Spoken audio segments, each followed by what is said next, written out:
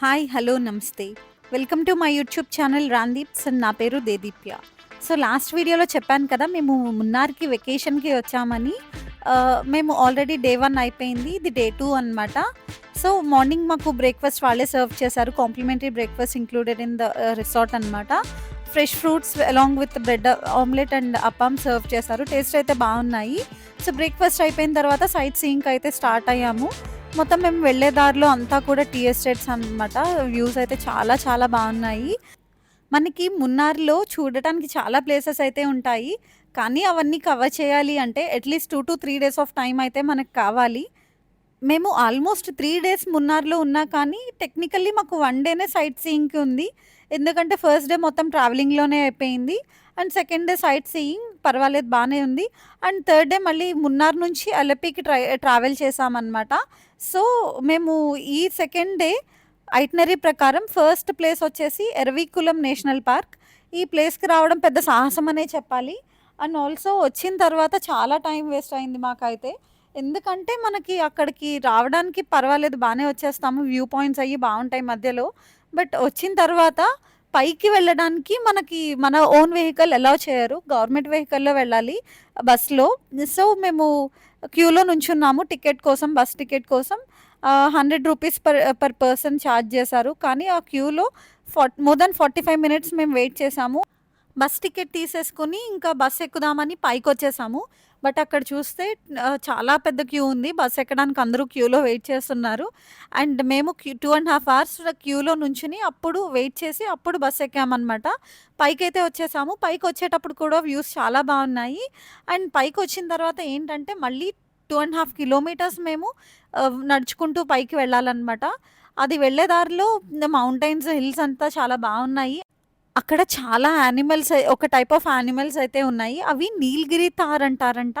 అవి మన జింకలుంటాయి కదా! కొంచెం అలా ఉన్నాయన్నమాట. చాలా క్యూట్ ఉన్నాయి. సో, మేమైతే పైకి వెళ్ళాము. మొత్తం 2½ కిలోమీటర్స్ అయితే మేము నడవలేదు. కొంచెం వెళ్ళాం అంతే. ఒక 1½ కిలోమీటర్ వెళ్ళుంటాము. బట్ ఎటు చూసినా వ్యూస్ అయితే బాగున్నాయి. ఇంకా ఎంత పైకి వెళ్ళినా ఇంకా అలానే ఉంటుంది కదా! అని చెప్పి ఇంకా మళ్ళీ కిందకొచ్చేసాము. ఎందుకంటే మేము ఇంకా కవర్ చేయాల్సినవి చాలా ప్లేసెస్ ఉన్నాయి. అండ్ అప్పటికే 1:30 ఆర్ 2 అయిపోయిందనమాట. ఇంకా మళ్ళీ లేట్ అయిపోతుంది. వేరే ప్లేసెస్ కవర్ చేయలేము అని చెప్పి ఇంకా కొన్ని పిక్చర్స్ అండ్ వీడియోస్ తీసుకొని ఇంకా మళ్ళీ మేము రిటర్న్ అయితే స్టార్ట్ అయిపోయాము.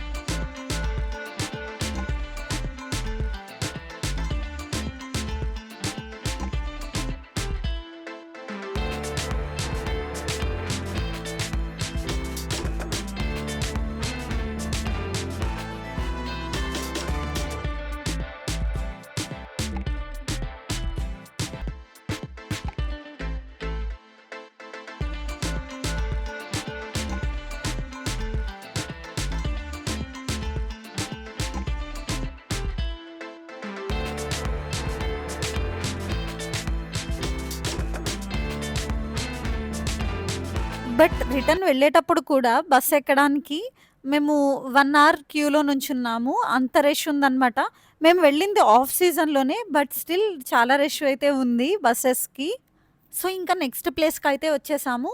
అది రిపుల్ టీ మ్యానుఫ్యాక్చరింగ్ యూనిట్. అంటే అక్కడ ఫస్ట్ మ్యూజియం ఉంది. తర్వాత టీ మ్యానుఫ్యాక్చరింగ్ యూనిట్ ఉంది. అండ్ తర్వాత వాళ్ళ షాప్ అయితే ఉంది. సో, మ్యూజియంలో ఏంటంటే బ్రిటిషర్స్ అప్పుడు యూజ్ చేసిన థింగ్స్ అన్నీ కూడా ఎగ్జిబిషన్‌కి పెట్టారు. అప్పుడు వాళ్ళు యూజ్ చేసిన ఎక్విప్‌మెంట్ ఉంటాయి కదా! అవన్నీ కూడాను. బావుంది. ఇంట్రెస్టింగ్‌గా అనిపిచ్చింది.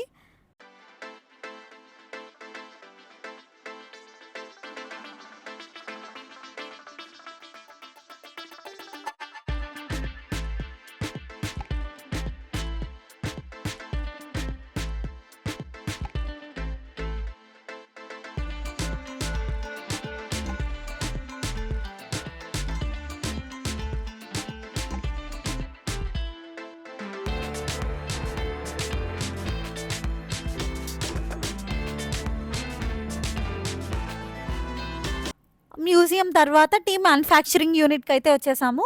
ఇక్కడ టీ ఆకుల్ని కోసిన తర్వాత తీసుకొచ్చి వాటిని ఎండబెట్టి, డ్రై చేసి, ఎలా ప్రాసెస్ చేసి టీ పౌడర్‌ని తయారు చేస్తారు అనేది క్లియర్‌గా చూపిచ్చారు మాకు.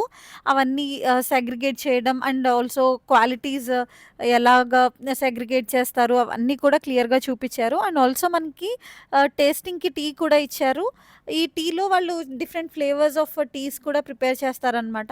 అండ్ ఆల్సో అక్కడేంటంటే సౌత్ ఇండియాకి ట్రిప్‌కొచ్చారు డిఫరెంట్ కంట్రీస్ నుంచి.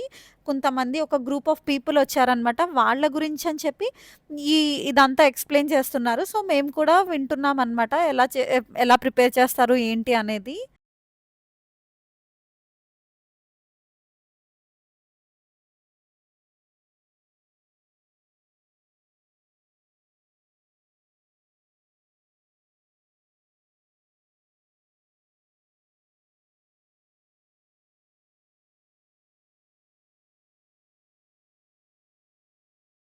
సో, టీ ఆకుల్ని క్లీన్ చేసేసి దానిలో ఉన్న కొమ్మలు, ఎండిపోయినవి కూడా తీసేస్తున్నారు. అవి తీసేసిన తర్వాత ఇక్కడ గ్రైండింగ్‌కయితే వేశారు. అక్కడ చూపిచ్చారు కదా!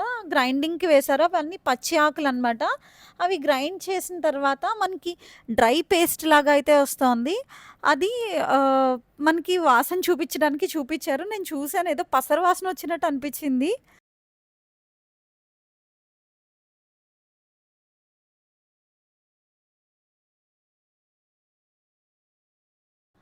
ఆ డ్రై పేస్ట్‌ని కన్వేయర్ బెల్ట్ మీద పంపించి ఫర్మెంటింగ్ అయితే చేస్తారు. ఆ ఫర్మెంటింగ్ అయిన తర్వాత అప్పుడు మళ్ళీ ఇంకొక డ్రై పేస్ట్ వస్తుంది. దానిని మళ్ళీ డ్రైయింగ్‌కి పంపిస్తారనమాట. సో, ఇది ప్రాసెస్. అప్పుడు ఫైనల్‌గా మనకొచ్చేది కొంచెం బ్లాక్ ఇన్ కలర్ వస్తోంది. ఇప్పుడు వీళ్ళు చూపించేదేంటంటే బ్లాక్ టీ ఎలా ప్రిపేర్ చేస్తారు అనేది చూపిస్తున్నారు. ఇదే కన్వేయర్ బెల్ట్. దీనిలోనే ఈ డ్రైయింగ్‌కి అండ్ ఫర్మెంటింగ్‌కి కూడా వెళ్తుందనమాట.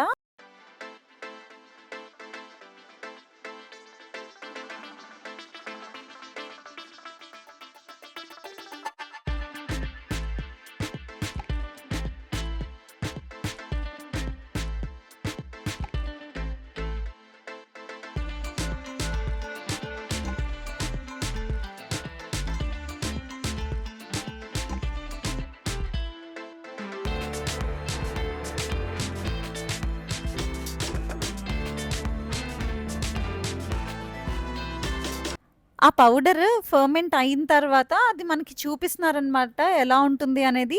అండ్ టేస్ట్ చేయమని చెప్పి కూడా పౌడర్‌ని ఇచ్చారు. మా హస్బెండ్ తీసుకొని టేస్ట్ చేశారు. అది చేదుగుంది అని చెప్పి చెప్తున్నారు. ఇదిగో ఇక్కడికొచ్చి టేస్ట్ చేస్తున్నారు చూడండి.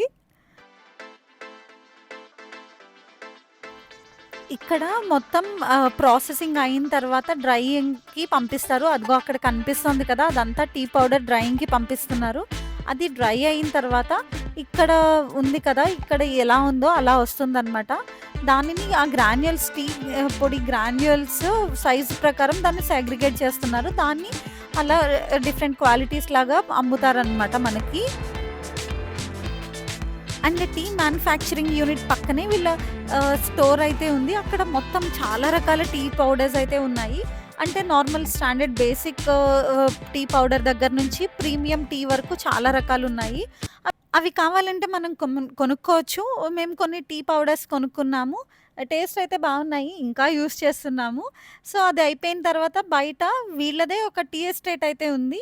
అక్కడ ఫోటోషూట్ చేస్తారంట. అంటే లోకల్ కాస్ట్యూమ్ వేసుకొని మనము ఫోటోషూట్ చేసుకోవచ్చు. సో, అది ఉంటుందని వచ్చాము. బట్ ఆ రోజు లేదంట. ఇది హ్యాంగింగ్ బ్రిడ్జ్ నడుస్తుంటే ఊగుతూ ఉంది. మా హస్బెండ్ ఇంకా ఊపి నన్ను ఏడిపిస్తున్నారనమాట. సో, కాసేపు ఇంకా అలా టీ ఎస్టేట్‌లో కొన్ని ఫోటోస్ అది తీసేసుకొని ఇంకా మేము మళ్ళీ నెక్స్ట్ డెస్టినేషన్‌కయితే స్టార్ట్ అయిపోయాము.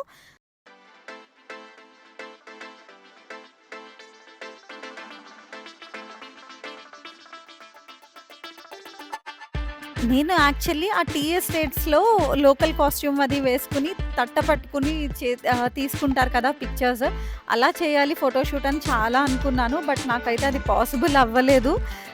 సో, ఇంకా నెక్స్ట్ డెస్టినేషన్‌కి వెళ్ళేటప్పుడు ఈ మధ్యలో ఈ వ్యూస్ అయితే కనిపించినియి. ఆ కొండల మధ్యలో ఇల్లులు చాలా బాగున్నాయి కదా! సో, నెక్స్ట్ మేము రోజ్ గార్డెన్‌కైతే వచ్చేసాము. ఇక్కడ రోజెస్ అండ్ చాలా రకాల ప్లాంట్స్, ఫ్లోరల్ ప్లాంట్స్ అయితే చాలా బాగున్నాయి. అక్కడ చూస్తుంటే మాకు ఈ మధ్యలో ఒక ఫోటోగ్రాఫర్ అయితే దొరికారనమాట. తను ఏంటంటే డీఎస్ఎల్ఆర్ కెమెరాతో మంచిగా పిక్చర్స్ అవి తీస్తున్నారు. అండ్ సాఫ్ట్ కాపీస్ ఇస్తారు మనకి. సాఫ్ట్ కాపీ ఒక్కొక్కటి ₹30 అలా ఛార్జ్ చేశారు. మేము అలా ఒక మినీ ఫోటోషూట్ అయితే చేసుకున్నాము ఆ రోజ్ గార్డెన్‌లో. పిక్చర్స్ అవి తీశారు. మాకు బానే వచ్చాయి. అండ్ మీరు కూడా ఎప్పుడైనా వెళ్తే అక్కడే ఉంటారు తను. తీస్తున్నారు. ప్రొఫెషనల్ ఫోటోగ్రాఫర్ తను. సో, ఎప్పుడైనా ఒకసారి ట్రై చేయండి. దీనిని rose garden or botanical garden అని కూడా అంటారు. ఇక్కడ చాలా రకాల మొక్కలైతే ఉన్నాయి. నాకు చాలా అనిపించిందసలు. మా మదర్‌ని ఇక్కడికి తీసుకొస్తే తను చాలా హ్యాపీ ఫీల్ అవుతారు. అసలు తనకి మొక్కలంటే చాలా ఇష్టం అనమాట. ఇదొక్కటి చూపిస్తే చాలు ఇంకా ఫుడ్ లేకపోయినా పర్వాలేదు. అంత ఇష్టం మా అమ్మకి. రోజ్ గార్డెన్ నుంచి ఇంకా నెక్స్ట్ డెస్టినేషన్‌కి వెళ్దాము అనుకున్నాము. ఒక లేక్ అనమాట. బట్ అప్పటికి ఇంకా చీకటి పడిపోతుందని చెప్పి ఇంకా క్లోజ్ చేసేసారంట. సో, ఇంకా వెళ్ళలేదు. ఇంకా రూమ్‌కి వెళ్ళే ముందు ఇంకా డిన్నర్ చేసేసాము. డిన్నర్‌కి ఒక కేరళ రెస్టారెంట్‌కయితే వెళ్ళాము. అక్కడ Malabar biryani and alfaham chicken order చేశాము. బట్ టేస్ట్ అయితే అస్సలు బాలేదు. ఇంకా తప్పక తినేసి ఇంకా రూమ్‌కయితే వెళ్ళిపోయాము. ఈ వీడియోకి ఇంతే. వీడియో నచ్చితే లైక్ చేయండి, షేర్ చేయండి అండ్ కామెంట్ చేయండి.